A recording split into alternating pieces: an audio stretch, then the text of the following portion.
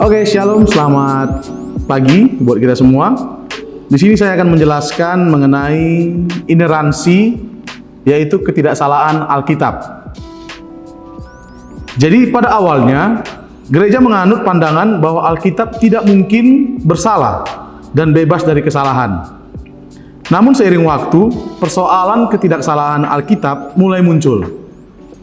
Jadi hal ini sebagai akibat sudut pandang filsafat-filsafat tertentu yang disadari oleh logika yang pada akhirnya merusak gereja serta menimbulkan perpecahan di antara orang-orang yang pada awalnya memiliki banyak persamaan tentang ketidaksalaan Alkitab. Menarik topik ini untuk kita bahas. Jadi ada beberapa definisi mengenai ineransi dari beberapa tokoh-tokoh yang ada. Yang pertama, E. Jiong.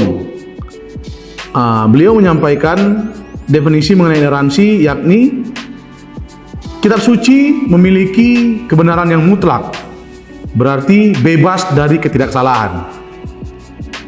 Sementara Riri mengatakan bahwa pengajaran yang alkitabiah tentang ineransi adalah Allah itu benar.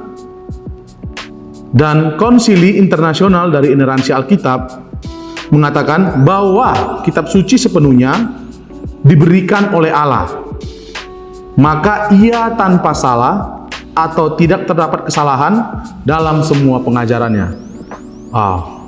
Oke, selanjutnya pentingnya konsep ketidaksalahan Alkitab. Ada beberapa aspek di sini, saya jelaskan secara cepat. Yang pertama, aspek teologis. Jadi Alkitab itu sepenuhnya diilhamkan dari Allah, baik kata demi kata maupun secara keseluruhan dalam manuskrip aslinya. Aspek praktik hidup. Jadi dalam aspek praktik hidup ini mengatakan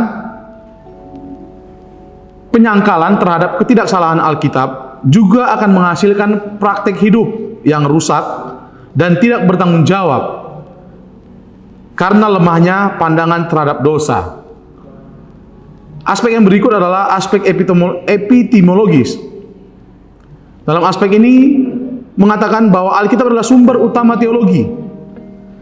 Penyangkalan terhadap ketidaksalaan Alkitab akan menyebabkan hilangnya landasan atau dasar kebenaran untuk membicarakan hal-hal yang tidak dapat dibuktikan secara empiris seperti tentang kodrat Allah, penciptaan, dan pendamaian.